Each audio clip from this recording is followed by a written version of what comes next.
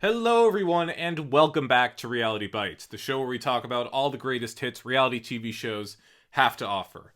I'm your host, Jake Schaff. Let's get started. Oh my god, I was left completely speechless tonight.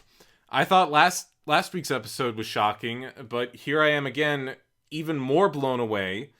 I wasn't sure what was going to happen this episode. I wasn't really preparing myself for anything, and I was still left stunned. I knew it was going to be big with two people going home, and with the two people that did leave tonight, it's left everything completely shaken, and we have ourselves a real game going on. And I couldn't be more excited about the 12 people who are still here and what they're going to be bringing to the table. I'm not going to waste any time. Let's just get right into it. Reality Bites, Survivor, Season 40, Episode 6, Quick on the Draw, which certainly makes sense. So, we're going to start the episode by picking up right where we left off last time. Yara coming back from Tribal Council after they voted out Boston Rob.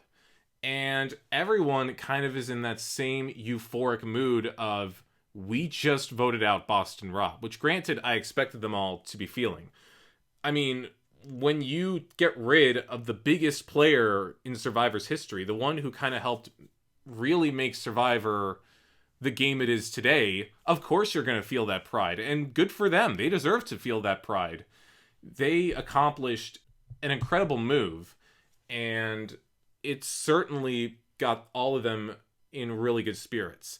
But, of course, not everyone is feeling completely happy about this. The only one who's really not entirely thrilled about everything afterwards is Adam, and I completely understand why. Because as I was saying last week, even though I love the fact that they finally grew a pair and got rid of Rob, I really think they did it at the worst time possible. Because Ben and Adam do not have the numbers on Yara at all. I mean, they're tied, but with Sophie and Sarah each wielding an advantage, that's just going to spell trouble for them should they go to Tribal Council again. Not only that, but Ben wanting to change his game and not only be known as the guy who played 3 idols in a row and really only be carried to the final because of immunity idols, he's trying to form close relationships with Sophie and Sarah and try to get them onto his side and make sure that Adam's the next person to go should they go to Tribal Council over him. So I'm really not sure where this is going to put either of these guys, because there is the sense that Sophie and Sarah could look at Ben and think, okay, we get an easy number, get rid of Adam, don't have to use an advantage. Or they could try to use this to their advantage in another way, convince Adam to join them instead and get rid of the bigger, stronger threat, being Ben. So I'm not quite sure if Ben's move is smart or not yet. I could see where this could benefit him, but I don't see it benefiting him in the long run. So I'm going to say this is probably not a smart move. Adam is really self-aware and really nervous about what's going to happen next, and when when I was watching this, my dad had a really good analogy for Adam, and I think I completely agree with it. He says he feels Adam is like that animal that knows he's going to die soon, but doesn't know when it'll happen.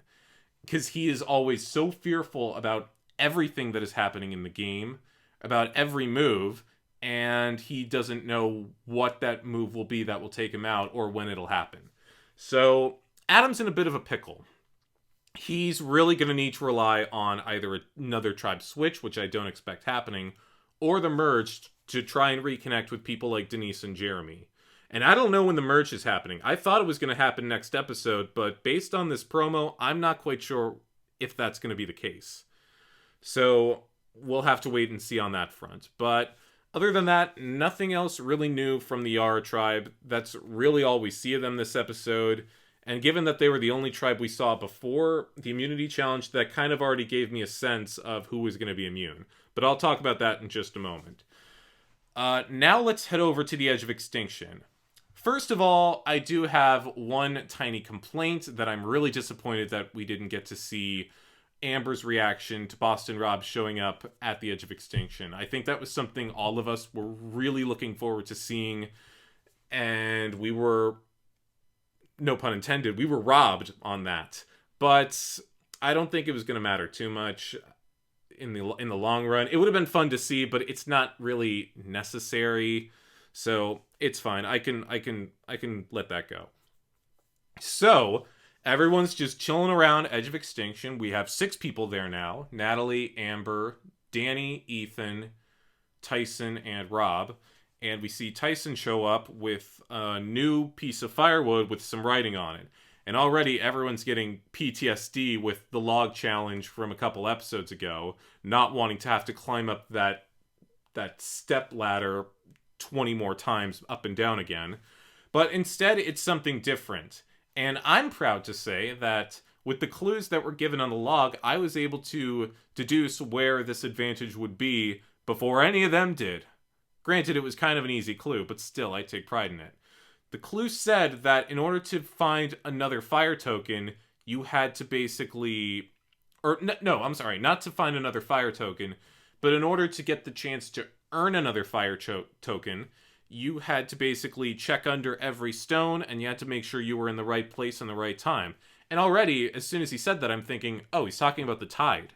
Because I knew survivors pulled this move before. We saw it with Carl in David vs. Goliath when he got the idle nullifier. And as I mentioned this sentence, I realized how ironic it was that the advantage Carl found was the idle nullifier. And I'll explain it in a second. So, obviously, with this new thing on their to-do list, everyone breaks up and starts scavenging the island, looking for whatever mysterious advantage this could be that's hidden under a stone. Rob and Amber are teaming up, which I was really excited to see them working together for the first time since All-Stars. And they were going completely off course. And Tyson was the only person who had put together the fact that they were referring to the tide. So he goes down to where there's a giant rock bed that's completely open and not covered up by the water at all. And lo and behold, he manages to find an advantage. But he can't grab it quite yet because everyone is around him, or people are pretty close by. And this is the interesting thing about Tyson I noticed this episode. His vocabulary is very strange, just the words he was using. Because Tyson explained that in order to make sure that everyone was off his scent, he wanted it to make it look like that instead of looking for the advantage, he was just peeing. So that no one would go over there, no one would bother him, and everyone would just go on their merry way, not worrying about Tyson at all. But the words Tyson was using were just really weird. He was saying things like, I needed to make sure that they weren't going to walk in on me, so I pretended that I had to take a tinkle, and then when everyone walked away, I grabbed the idol and I shoved it down my man panties. I don't know, just a random little note. I know that doesn't really pay much attention to the actual story, but it's just a weird thing I picked up on. It's like Tyson has the brain or the vocabulary of a 75-year-old man. It's weird. So Tyson grabs the advantage, and the reason I said it was ironic that Carl had found a nullifier is because Tyson also found the idle nullifier. And the idle nullifier is one of my favorite advantages from recent seasons. I didn't like how it was used last time with Janet getting screwed over at the final 5. I think that was way too late to introduce the idle nullifier, but I'm willing to let that go. So obviously, Tyson had to will this advantage to somebody else in exchange for a fire token. And I was honestly stumped as to who he would give this to. For some reason, I was thinking Kim, because I felt like Tyson was the closest to Kim out of everyone. But instead, Tyson decides to give this nullifier to Parvati, just completely out of nowhere. But then again, he has kind of an old school... It's kind of another old school alliance sort of thing. Tyson and Parvati played together, even though they weren't exactly on the same side of everything. So, and of course, Parvati has plenty of fire tokens to spare. She's got 4, now 3, because obviously she gave Tyson a fire token back. This is when things get interesting, though. Because for the first time, once Tyson grabs this fire token, he's actually thinking about spending this fire token on something. And as soon as I saw that list of on the menu for what you can buy, immediately I'm thinking, oh, he's going to buy the challenge advantage. It's one fire token. The challenge to come back is probably right around the corner. He can use that. It'll give him a huge boost in the challenge, and everything will be set. I thought for sure he was going to buy this. I was willing to bet money that he would spend this fire token on an advantage in the challenge. And then he turns around and buys a fucking jar of peanut butter. What were you thinking? Why would you buy a jar? I understand you're hungry. I understand that. But why would you buy a jar of peanut butter when you could have also spent that token on an advantage in the challenge? Now, to be fair, I can understand why, like, once Tyson explained why he chose the peanut butter, I can understand it a little more. Him explaining, I bought this for nutrients, I'm getting a few more calories, no one's going to see that coming when they realize I'm a lot stronger. But still, the advantage would have given you a huge boost in the challenge, and you likely would have left everyone in the dust. Now, I don't know what the challenge is, I don't know what the advantage would be, but it would have been better to go with that than go with something that's just going to be gone in a couple days. He also mentioned that he didn't want to spend his fire token on, like, an immunity idol, because A, he didn't have enough tokens, and B, he didn't want it to go to waste if he never got back into the game. He said he didn't want to look like a fool. Well, honestly, I think he did by buying this peanut butter. I mean, I would never buy peanut butter. Granted, that's because I'm allergic, but still, I would rather buy the advantage, any advantage I could to get farther into the game, than buy some food. And plus, I also noticed you could have spent one fire token on a pizza, which, I understand why he didn't do that, because that probably would have been food to share with everyone else. But still, it really makes you wonder that you could get a lot of food just for one fire token, which might explain why all of it is so tempting, because you want to save up the fire tokens, but with so much food that's being offered just for one, you could just as easily spend them all just for a quick fix of nutrients. So it's almost like the bigger qualities of food are like some sort of a trap that survivors set to try and make sure that you don't hold on to as many fire tokens as you want. Well, okay, well that all happened with the Edge of Extinction. Certainly a lot to say about that, and I'm looking forward to what's going to happen now that they have 2 more visitors. Again, I will get to that in a moment. Now we head straight to the immunity challenge, without even checking in on Dakal and Sele before the challenge at all. Which again, already told me right then and there that Yara was going to be safe. Because I didn't think it was likely for Survivor to go an entire episode without going into either of those other 2 tribes at all. Or at least go one entire episode without exploring one tribe at all. Like, you know what I'm saying? Like, normally after a tribe wins immunity, with the exception of a couple occasions I could think of that come to mind, you don't really see the tribe again until the next episode. Like, once they get the immunity idol, they're done for that episode. So I figured that Sele and Dakal were each going to get their fair share of screen time. So already I kind of had a good sense that Yara was going to walk away with the win. But I was still going into the challenge not really holding my breath or anything, because I had gone through this so many times with predicting that Sele would constantly win challenges, and almost every single time they lost. And even last episode, I thought Yara was completely safe, and they completely screwed up at the end. So I didn't know what to expect, even though I had a good idea. So Yara Tribe shows up for the challenge. Probst brings up the fact that Boston Rob is gone, and of course, huge reaction from everyone, which rightfully so. You see Boston Rob get blindsided, of course you're going to be shocked. You realize that the 4 people remaining on that tribe are here to play, and that they're not just going to sit down and let the big players walk all over them. So I was not surprised by that reaction at all. The challenge starts. It's a reward immunity challenge. Obviously, 2 tribes going to tribal council separately, so 2 people going home. And it's a reward challenge for peanut butter and jelly. Once again, the peanut butter coming into play this episode. I don't know. I thought that was just a weird coincidence.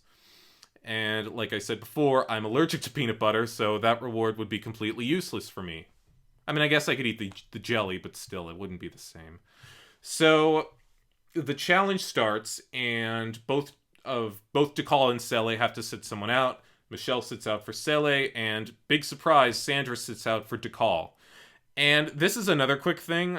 As I mentioned, I watched this with my parents, and my mom gets really annoyed whenever Sandra sits out of a challenge. She always makes it a big deal. She's always like, why is she always sitting out? She needs to go home. She's not pulling her weight. And she has a point. If she's always sitting out the challenges, she's clearly the one they can afford to lose. But it's a lot more factors that come into play other than you're not participating in challenges. But that's just a quick thing I wanted to mention. And during this challenge, you can clearly see the exhaustion on everyone's faces as they're competing. Everyone's tired. It's been 16 days. Already this game is starting to wear you down. And it was just a hard challenge in general. I mean, trying to push those rice bags through that little tiny hole did not look easy. So I could totally understand why the contestants were feeling very, very exhausted. I mean, granted, I've never been in this situation, but I got a good idea. So, not surprisingly, at least not surprisingly to me, Yara won the challenge, they won the reward, and they were completely safe tonight. And Adam brings up the fact how it feels like 2 eliminations for the price of 2 challenges for the price of 1, how they've guaranteed themselves a 1 in 12 shot at this point. We'll see if that changes in future episodes. So, Yara's done, they're safe, which is good because I really want to see more dynamics emerge on the other 2 tribes. So now we head over to both of the tribes, and we're going to see what's going to happen there before they go to tribal council. Now I'm going to talk about Sele in its entirety first, and then I'm going to talk about Dakal in its entirety, because Sele went to tribal council first. I don't really know what was the deciding factor in which tribe went to tribal council first or not. I might have missed that part, so if somebody knows, please tell me. But I think it was just a random decision as to who went first. But anyway, I'm talking way too much about some silly little portion of the episode that really has no meaning. So the Sele tribe. It's the free agents versus Parvati and Michelle. And the free agent alliance has seemed like the most sturdy alliance out of anyone in this game. Yule, Nick, and Wendell, and Sophie, even though she's not on the tribe. All 4 of them have remained fairly solid since day 1 of this game, and I really wasn't sure if that alliance was going to be breaking up anytime soon. So Parvati and Michelle were in big trouble from the get-go. And yes, Parvati had the idol nullifier, but nobody on the Sele tribe had an idol. So it wouldn't have mattered, her using it or not. It would have been a complete waste. So Parvati and Michelle were really looking for any way that they could get the numbers onto their side. At first, Parvati and Michelle were kind of talking about maybe trying to get rid of Nick, because he's the weakest link of the 3 guys, and possibly the one most likely to flip for them in the future, so I think they were trying to drill that home. But at the same time, Parvati was also maybe trying to get Nick onto their side to try and get rid of Wendell. And as Nick mentioned for, I believe now, the 3rd time throughout this season, how Parvati was his high school crush, I was really starting to wonder if Nick was no longer playing this game with his brain, but with his other brain. And I know he's engaged, and I know Parvati's married, but still, I mean, he's got a. I mean, it's the feeling of you're playing with these people you've loved ever since you were a kid. And Nick even brought up the fact of how he's always wanted to play with Parvati, and he didn't want her to go home just yet. He brought up that same thing with Tyson. And I understand how he feels about you've waited so long to play with these giants of Survivor, but at the same time, you're playing with these giants of Survivor, and you have to get rid of them as fast as you possibly can. And if they're not on your side, it's smart to take the shot. But still, Parvati and Michelle were not giving up. So Parvati tried talking to Wendell as much as she could, and then Wendell made a very crucial error that I really think is going to come back to bite him in the future. He brought up the fact that if Parvati was willing to offer some of her fire tokens, he could vote whichever way he wanted, that she wanted him to vote. And that was not a smart move for Wendell to make at all, because that just told me he would completely sell out his alliance just for a couple fire tokens. But real quickly, this did bring in a new interesting element to Survivor with these fire tokens that I surprisingly didn't even think of, in that bartering could become a huge move later down the line of saying, if you vote the way I tell you to vote tonight, I will give you a fire token, or two, or all the ones I have. That can be huge in these later parts of this game. And now that we're seeing it for the first time tonight, I'm really curious as to how much we're going to see it in episodes down the line. And we even saw it later down the line this same episode. And I'm going to get to that later, because that was amazing. But let's finish up with the Sele tribe. The Sele tribe goes to tribal council, and Parvati brings up the fact that Wendell was trying to get Parvati's tokens in exchange for his votes, trying to maybe convince Yule and Nick that he's not as trustworthy as they think. And in all honesty, I really thought that Wendell was screwed. I was really expecting him to go home. I thought, this is it. The Free Agents Alliance is going to split up. I'm kind of happy that she brought it up then, because I thought, because the only person they were talking about possibly flipping was Nick. And I was worried that if he did it on his own without telling Yule, that was going to cause way more problems for Nick down the line. But at least it was brought to Yule's attention, wherein that if Nick did flip, at least, and possibly, like, Yule would flip as well.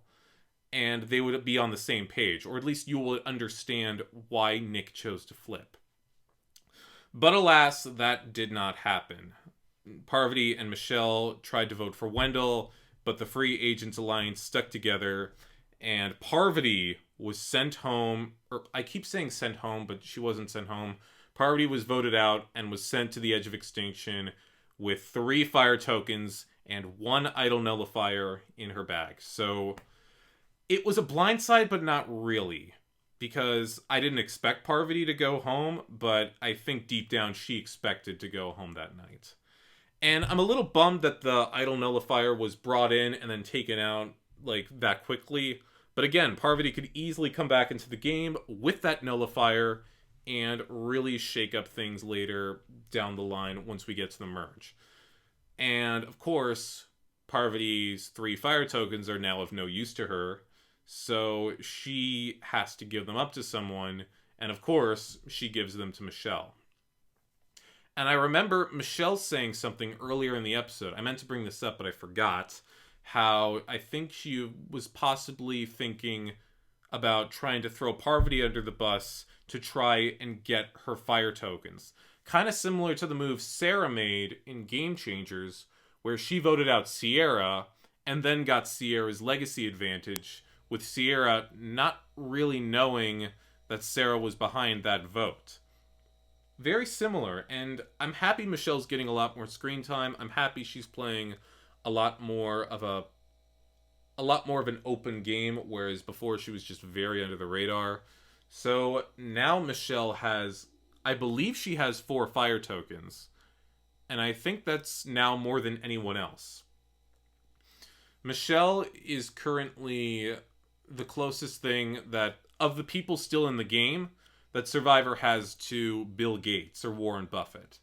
And now that she has all these tokens, she has a lot of options to explore. And with the numbers completely stacked against her, I think it would do her a big benefit to spend them on something really valuable. I don't know what 4 fire tokens can get you. Maybe it can get you an immunity idol. But if she can get it, I would buy it, absolutely. As for the free agents, whether or not this was a smart move or not, absolutely it was. Because I think if Yule and Nick had gotten rid of Wendell, then Sophie would have been upset, that they would be completely willing to get rid of one of their allies, and that would really hurt the alliance going forward. But at least now, this confirms how solid they really are, and this makes them even more dangerous down the line. I mean, things may still be a little weakened with Wendell talking about possibly giving up his vote, but still, it was smart for Yule and Nick to stay put and not completely blindside one of their own. Now let's head over to Dakal. And this is the one I'm really excited to talk about because, oh my god, there is so much to unpack here. So right away, it's looking like Dakal is dealing with the classic tribal lines deal, with 3 original Dakal members and 2 former Sele members. It's Tony, Sandra, and Kim versus Denise and Jeremy. But even still, neither of those sides seem like they're really, really tight. Everyone's paranoid that someone's going to flip, and everyone's paranoid that they could possibly be the one sent home, some more than others.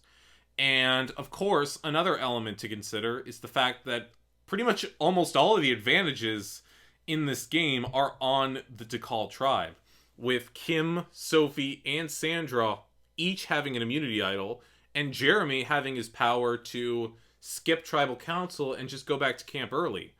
And I was already thinking in my head that if all of those advantages are played, then Tony is screwed. And he would end up just like Suri did in Game Changers, which I am still very salty about, even though it was impressive to see. So Tony, not sure what's going to happen tonight, starts to create a new spy shack or spy bunker, whatever you want to call it. And as soon as he left camp and everyone started talking about him, I was getting huge deja vu flashbacks to the first episode of Game Changers, when he ran off into the forest to foolishly dig that spy bunker for himself, and everyone pretty much agreed that Tony needed to go as soon as possible. And I felt like he was making that same mistake again just 16 days later. So I was already mentally preparing myself for the possibility that Tony could possibly go home tonight, which I did not want to happen, because I love Tony, and I'm so happy that he's made it a lot farther this time than he did in Game Changers, and I wanted that to continue. And thankfully that did. But let's talk more about what actually did happen. We see Denise and Jeremy continuously try to save their own ass at elimination because they know they have the biggest targets. Denise is saying in a confessional how she has an immunity idol and how she wants to save it for as long as she possibly can, and Jeremy's wavering whether or not to use his go back to camp advantage. We see Denise talking with Sandra and Kim in the forest, possibly trying to get the target onto Tony's back. And I'm really thinking this is working, but I wasn't sure if it was going to be legitimate or not. Because again, she was talking to Sandra, and you can never really take what Sandra's saying seriously, because you never know if she's lying or not. So Sandra knows that this could be a huge opportunity to get rid of a much bigger threat in this game. And in comparison to everyone else, she knew that Denise had probably the weakest resume, I guess you could say, out of the 5 people on this tribe. So she decided this could be a chance to gain some trust with somebody and a chance to really blindside someone tonight at elimination. So Sandra offers Denise something she can't refuse. Sandra, like I said, still had her immunity idol that she got from Natalie, and it was good for one more tribal council, it being that night. She goes up to Denise and says, "For 2 fire tokens, I will give you this immunity idol." And already I was thinking about what Denise could do with this idol and how badly it could backfire onto Sandra. I was already thinking of a very particular scenario in my head, and I said to myself, if this happens, this could be one of the greatest moves, tribal councils, whatever you want to call it, this could be one of the greatest things we've seen all season or in any recent season, and possibly also one of the dumbest moves that could possibly be made. And for Sandra to be making it just adds more to the hilarity of it all. So, of course, Denise is in her confessional thinking, is she crazy? She really wants to give me an immunity idol? But of course, she's also thinking, maybe it's not real. This could be a fake idol. I could totally be screwed by this, and it's just something to try and just make me look like a fool. So Denise decides to be smart about this. She tells Sandra, listen, I will honor the deal about the 2 tokens, but how about I give you 1 token now and 1 token after, just so I know this is real. And Sandra agrees to this rule. That way, if hypothetically, if it was a fake idol, at least Denise would still have 1 fire token by her side. So, just like that, Denise was in possession of 2 immunity idols, whereas in Survivor Philippines, I don't think she was in possession of any other than the one that I think she knew Malcolm had, because they found it together. So Dakal's going to tribal council, and again, everyone is paranoid, everyone's wondering what's going to happen. People are still thinking that Denise is the target, but they don't know what's going to be the end result. Sandra brings up the fact of how Denise is a much like a lesser class player, and she pretty much confirms that she, Kim, Tony, and Jeremy are the much bigger threats. But after seeing people like Rob leave, she thinks maybe the threats need to stay, and the lower players, like the weaker winners, I'm not sure what the right term is to call them, so I'm just going to throw a few out. The weaker winners, one of them needs to go home instead. All the while trying to cover up the fact that one of the bigger players will be going home tonight with her genius plan. So the votes are cast, and Jeff asks everyone, hey, who wants to play an immunity idol? And of course, Denise stands up and plays the idol that Sandra gave her, confirming to her that it was real. She plays it on herself, saving herself from elimination and canceling out any votes. And Kim and Tony are both looking at Denise in total shock, not realizing that it was Sandra's idol that she had played, and really thinking that they could be screwed. Then Denise takes it a step further, and this was a step I really didn't think she needed to take, but one that I can understand why she decided to take in the first place, where she chose to play her other immunity idol on Jeremy, because she also felt that this could be an easy vote and they get rid of the only other person that was on Sele with her. So she was saving his ass too. So she plays both idols. Denise and Jeremy are safe. Sandra, Tony, and Kim are not. I kind of expected Kim to play her idol too, just out of fear, but she didn't. So I was really not sure what was going to happen. And another reason why I don't think Denise should have played her other idol is the fact that Jeremy voted for Denise that night at elimination.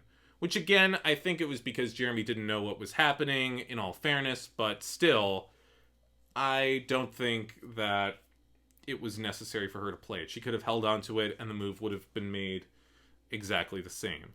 So that meant only one vote was going to count that night at elimination. Denise's vote.